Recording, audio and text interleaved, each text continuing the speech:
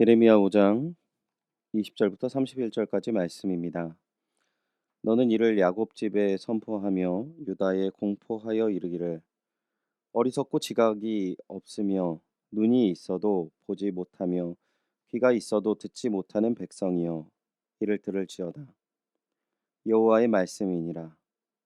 너희가 나를 두려워하지 아니하느냐? 내 앞에서 떨지 아니하겠느냐? 내가 모래를 두어 바다의 한계를 삼되 그것으로 영원한 한계를 삼고 지나치지 못하게 하였으므로 파도가 거세게 이나 그것을 이기지 못하며 뛰노나 그것을 넘지 못하느니라.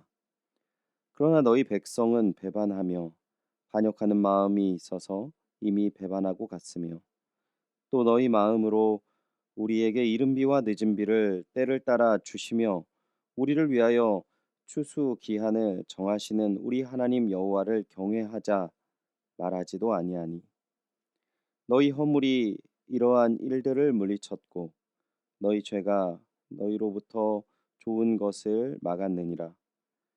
내 백성 가운데 악인이 있어서 새 사냥꾼이 매복함같이 지키며 덫을 놓아 사람을 잡으며 새장의 새들이 가득함같이 너희 집들의 속임이 가득하도다. 그러므로 너희가 번창하고 거부가 되어 살지고 윤택하며 또 행위가 심히 악하여 자기 이익을 얻으려고 송사 곧 고아의 송사를 공정하게 하지 아니하며 빈민의 재판을 공정하게 판결하지 아니하니 내가 이 일들에 대하여 벌하지 아니하겠으며 내 마음이 이 같은 나라에 보복하지 아니하겠느냐 여호와의 말씀이니라. 이 땅에 무섭고 놀라운 일이 있도다. 선지자들은 거짓을 예언하며 제사장들은 자기 권력으로 다스리며 내 백성은 그것을 좋게 여기니 마지막에는 너희가 어찌하려느냐. 보지 못하고 듣지 못하는 어리석은 백성이라는 제목으로 하나님의 말씀 전하겠습니다. 예레미야 5장은 남유다의 죄를 창세기 18장에 있는 의인 10명이 없어 심판받은 소돔성과 비교해서 예루살렘 성의 죄를 구체적으로 지적합니다. 하나님은 예루살렘 성에 한 사람이라도 정의를 행하는 사람이 없다라고 한탄하십니다. 여호와의 길, 자기 하나님의 법을 아는 자가 전혀 없다라고 또한 침통해 하십니다. 특별히 오늘 본문 21절에 그들은 어리석고 지각이 없으며 눈이 있어도 보지 못하며 귀가 있어도 듣지 못하는 백성임을 지적하고 계십니다. 그리고 죄의 문제가 일부 계층과 사람들에게 한정되어 있지 않고 사회의 모든 계층에 악한 모습이 드러남을 말씀하십니다. 그 누구도 하나님을 바르게 따르지 않았다 이야기하시는 것이죠. 의인이 없는 예루살렘은 결국 심판을 받을 수밖에 없습니다. 15절부터 17절을 보시면 하나님께서는 유다를 심판하실 것을 구체적으로 말씀하시는데요. 제가 읽어드리겠습니다. 여호와의 말씀이니라. 이스라엘의 집이여 보라, 내가 한 나라를 먼 곳에서 너희에게 오게 하리니 곧 강하고 오랜 족속이라. 그 나라 말을 내가 알지 못하며 그 말을 내가 깨닫지 못하느니라. 그 화살통은 열린 무덤이요 그 사람들은 다 용사라. 그들이 내 자녀들이 먹을 추수 곡물과 양식을 먹으며 내 양떼와 소떼를 먹으며 내 포도나무와 무화과나무 열매를 먹으며 내가 믿는 견고한 성들을 칼로 파멸하리라. 유다 백성은 바벨론에 의해 심판을 받게 될 것이라는 것이죠. 바벨론은 예로부터 강한 민족으로 정평이 나 있습니다. 화살통은 열린 무덤이라고 합니다. 그 사람들은 다 용사라고 말씀하십니다. 바벨론의 강인함을 그대로 보여주고 있습니다. 바벨론의 화살통은 마치 사람 시체를 받기 위해 준비된 묘와 같다라는 것이죠. 하지만 하나님께서는 모두 진멸하지 않으시겠다 말씀하십니다. 10절입니다. 너희는 그 성벽에 올라가 무너뜨리되 다 무너뜨리지 말고 그 가지만 꺾어 버리라.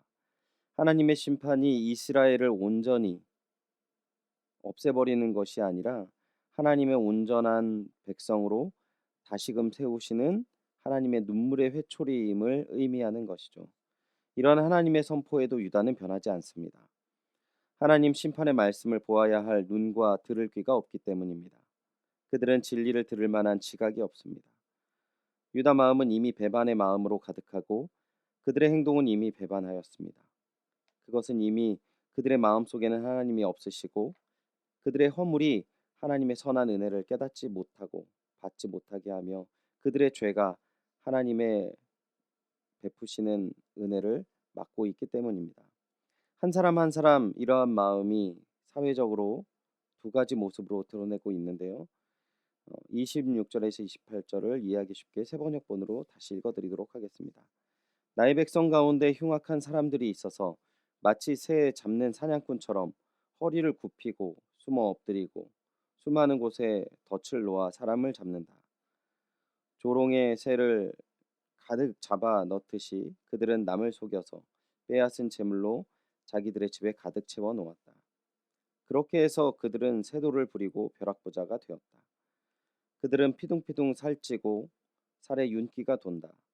악한 짓은 어느 것 하나 못하는 것이 없고 자기들이 입속만 채운다.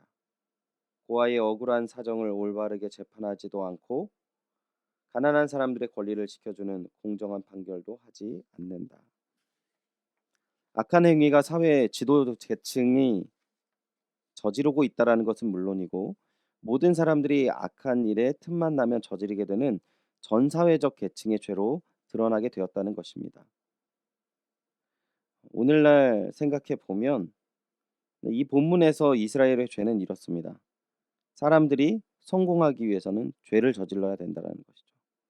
그러니까 오늘에도 성공하기 위해서는 돈을 벌어야 되고 돈을 버는 방법에 대해서는 악한 일을 할 때 돈을 벌 수 있다라는 생각을 갖게 되는 것. 이러한 생각이 온 사회적 계층에 가득했다라는 것이죠. 이런 모습을 갖게 되는 궁극적인 원인에 대해서 하나님께서는 영적인 죄를 지적하고 계십니다. 31절입니다. 예언자들은 거짓으로 예언하며 제사장들은 거짓 예언자들이 시키는 대로 다스리며 나의 백성은 이것을 좋아하니 마지막 때에 너희가 어떻게 하려느냐. 하나님을 향한 마음이 없는 사람들에게는 온전한 신앙생활이 불가능하고 온전한 영적인 삶을 살지 못하는 사람들은 사회에서 소금과 빛의 모습이 아닌 사회 전체를 썩게 하는 역할을 하고 있음을 보여줍니다. 오늘 말씀을 통해 하나님을 향한 우리의 마음이 온전한가 돌아보시기를 바랍니다. 우리 마음 속에 하나님을 향한 마음이 게으르게 되고 또 잊어버리게 될 때 죄는 이미 우리의 손을 잡고 있음을 기억해야 합니다. 또한 온전한 마음으로 주님을 바라보고 하나님을 마음에 품는 그 믿음은 나 혼자만 하나님의 마음으로 살아가는 것이 아니라 나의 온전한 마음이 내 주변과 사회를 변화시키는 힘이 있음을 기억하시고 온전히 주님을 향한 마음을 품고 나아가시는 귀한 하루가 되시기를 주님의 이름으로 축원드립니다. 기도하겠습니다. 하나님, 온전한 마음을 허락하여 주시옵소서. 우리의 마음에 하나님을 받지 못하는 딱딱한 마음이 있다면 하나님 이 마음을 부드러운 마음, 하나님의 말씀을 듣는 마음, 하나님의 뜻을 쫓는 마음으로 변화시켜 주시옵소서. 우리가 지각 없는 거짓된 백성으로 살아가는 것이 아니라 하나님의 말씀을 듣고 깨닫고 돌이키는 주님을 바라보는 주님의 말씀을 마음에 품는 주님의 백성 되게 하여 주시옵소서. 허락하실 귀한 은혜와 사랑에 감사드리며 예수님의 이름으로 기도드립니다. 아멘. 말씀을 기억하시면서 오늘 하루 주님의 말씀에 순복하며 따르는 열린 마음을 품게 하옵소서 기도하시기 바랍니다. 코로나19로 인한 어려움이 나라 전체를 덮고 있습니다. 주님의 선한 회복의 손길을 허락하여 주시옵소서. 나라와 민족을 위해 기도하시고 특별히 이러한 어려움 가운데 연희교회를 지켜주셔서 세상의 빛과 소금의 역할을 감당하는 교회 되게 하옵소서 기도하시기 바랍니다.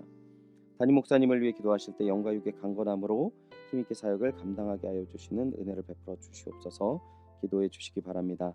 오늘은 순회 선교단에서 사역하시는 김연희 선교사님과 선교사님의 사역과 가정을 위해서 기도해 주시기 바랍니다. 또 김만순 권사님께서 백내장 수술을 하셨습니다. 수술 이후에 온전한 회복의 은혜를 부어 주시옵소서 기도해 주시기 바랍니다.